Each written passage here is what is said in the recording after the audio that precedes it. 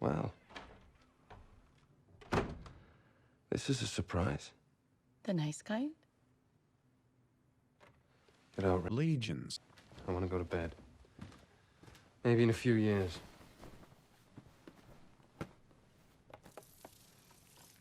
How about now?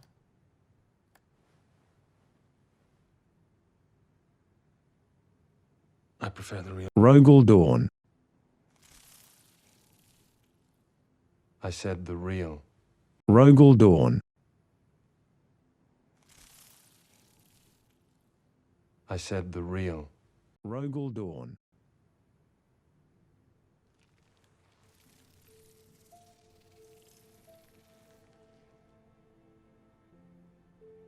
Perfection.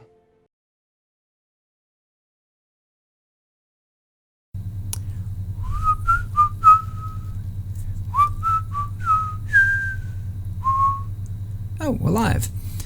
Greetings, Legionnaires. It's been quite a while, but we're back now, and this time we're looking forward to revealing the Imperial Fists. The first legion of the last legion of all the legions to be revealed, of course, and the first faction of the new expansion coming out this Friday. We've got a lot to talk about here, but I don't have a lot of time to do this, so let's jump into it from the beginning and see what we've got. First up, let's take a trip down memory lane and look at one of the very first cards revealed, the Garradon Tactical Squad. Revealed on the very first day, this bloke is a 2-2 for 2 with Bastion 2. That's a lot of 2s. And, well, what exactly is Bastion? Bastion is a perfect chance for me to recycle this meme.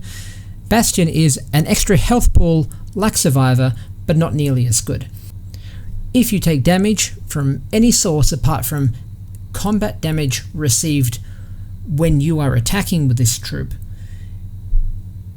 the Bastion will be reduced first. So if this guy takes 2 damage on the defense, or 2 damage from a tactic, or 2 damage from a ping of some sort, board damage, anything, he'll take 2 damage from Bastion first and then start eating into his health.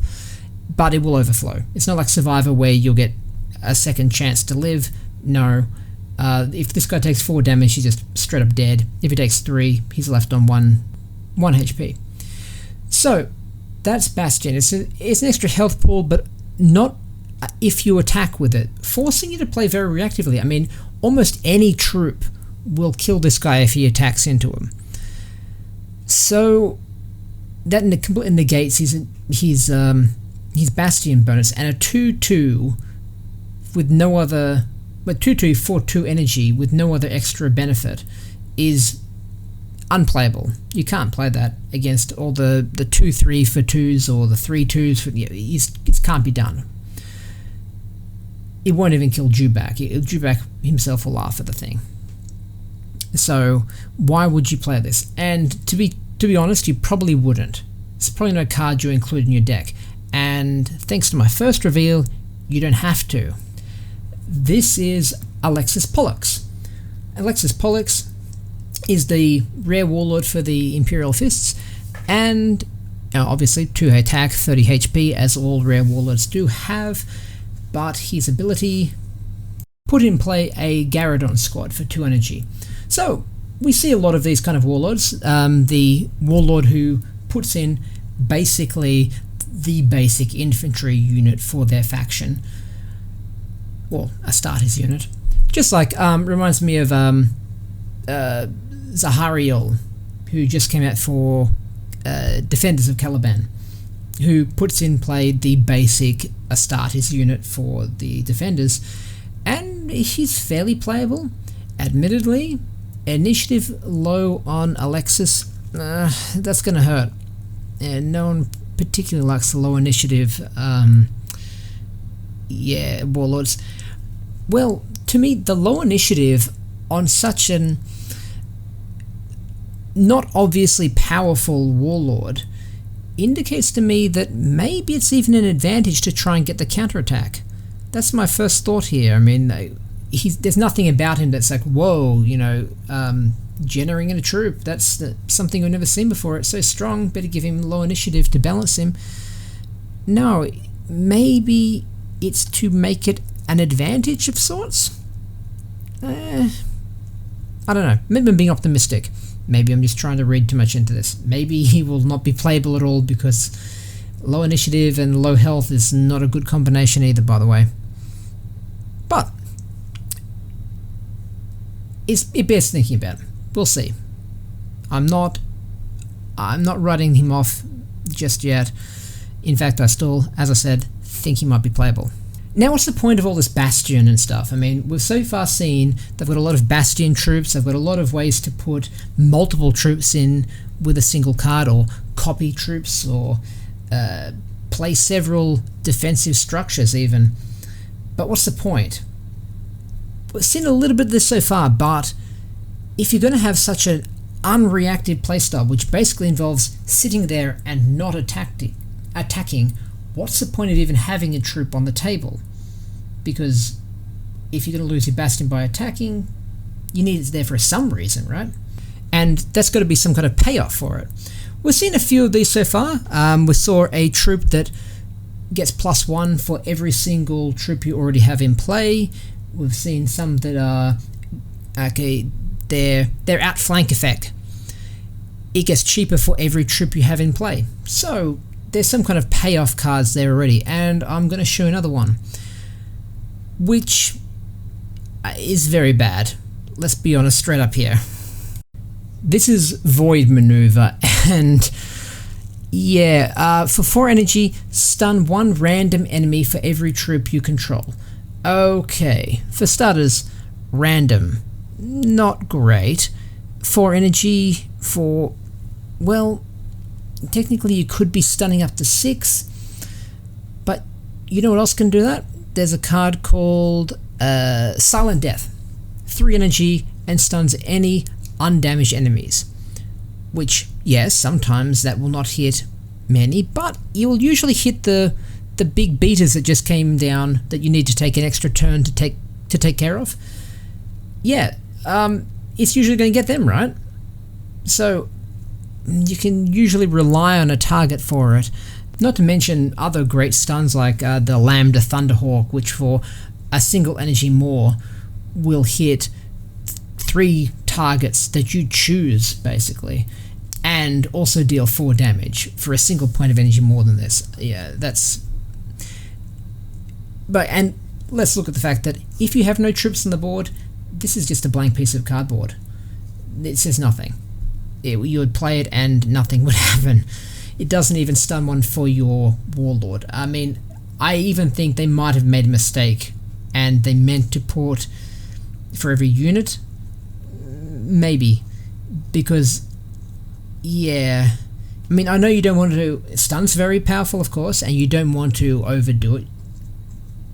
But, well, maybe this is implying it's going to be very easy for Imperial Fist to keep troops stuck to the board, but unless they find it... Unless Imperial Fist troops are stickier than a very sticky stick, this is probably not a very good card at all. The randomness makes it too unreliable. The reliance on your own troops, again, unreliable. You don't want to top deck this when you're trying to scratch out a win. But I also have a legendary card to show you, and now we're talking. Because this bloke is what we would call a payoff for keeping troops stuck to the board. Here we have the legendary Justicky. There's your sticky. Justicky Gunfried. That's what we're going with. It's a 6/8 8 energy dreadnought, which we see a lot of in many factions, and here we finally have a good payoff for the keeping a wide board in the form of Rally. Deal 3 damage to a random enemy for every other unit you control, which will of course include your Warlord, and that means it's never completely dead. It's always going to deal 3 damage when it, at least 3 damage when it enters. To clarify, of course, this effect is multiplied into several attacks. So that means it does not...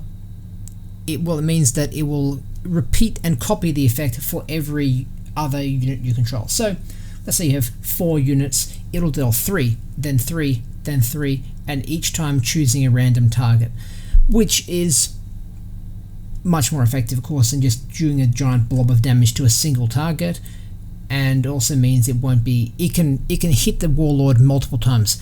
Let's say you're facing Kurz or Angron, and, well, in fact, the developer I spoke to who gave me this card seemed very happy to point out that it punishes Kurz in particular.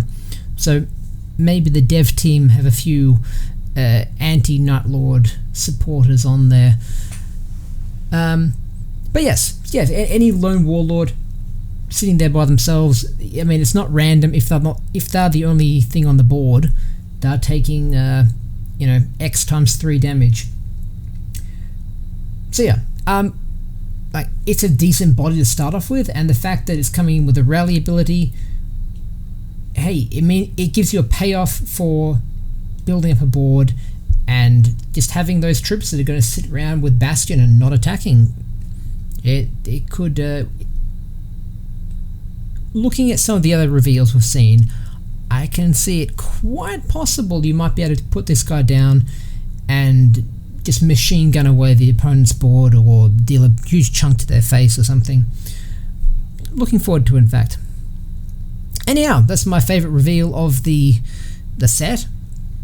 Well, there wasn't a lot of competition. I mean, kind of mediocre Warlord, though generating tokens again is very powerful. The Tactic, yeah, not a fan of. I really hope they've misprinted that and it should have said unit. We might see that even change before the set release. We'll see. But yeah, there we have it. As I said, not a lot of time for this one, so just going to leave it to you guys to enjoy the spoilers, compare the others, look at all the synergies. I could talk about it longer, but I'm sure you can figure it out for yourselves. I'll be around in the Discord to chat about it, or chat in my comment section here.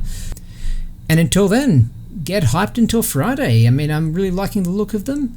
It's looking to be very different from how other factions play them. And the fact, even Defenders of Caliban, they really tried to do a go wide faction.